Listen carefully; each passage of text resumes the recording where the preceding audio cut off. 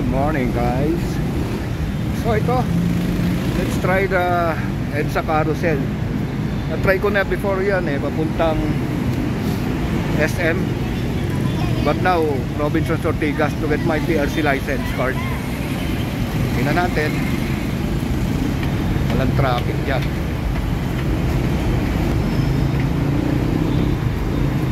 Medyo matasyod dyan pero kaya pa. So guys, doon tayo pupunta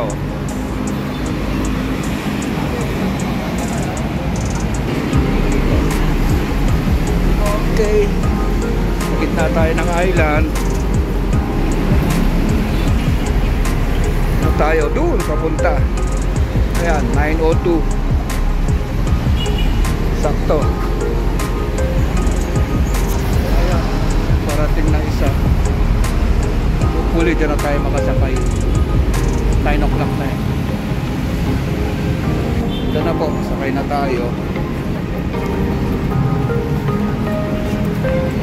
So maganda yung bus nila. It takes MOA. Pero Robinsons lang tayo. Ayan. Low floor, just like in Hong Kong. Puno na rin. Sige, una po ngayon. Kuha ng pasahero. Kuha na po. Kuya, ilang minutes ang waiting time? Saan po? Dito? Oo. 30 seconds po. So 30 seconds ang binibigay nila. Kaya magandang maluwag. Kayo na lang natin hanggang Ortigas lang naman ako. Upuan pa po bandang dulo, ma'am.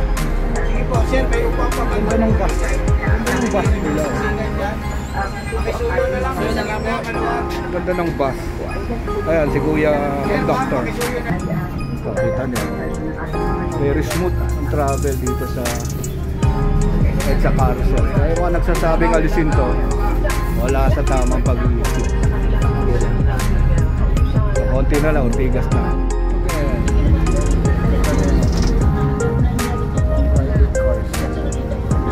Traffic sila. Kami Danes traffic. Diba? Oh, haba.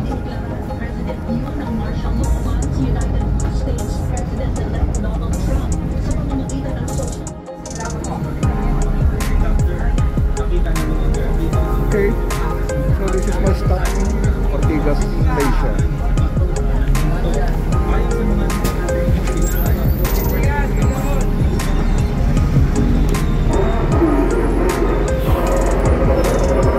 I'm now at Ortigas Station.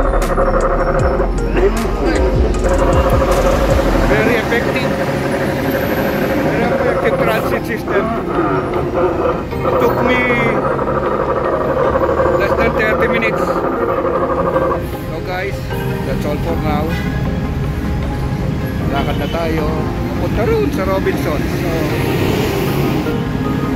ay mabuo mga dokre. Thank you for watching. Bus lane, carousel, bus lane, effective. Grabe, good. Love you guys.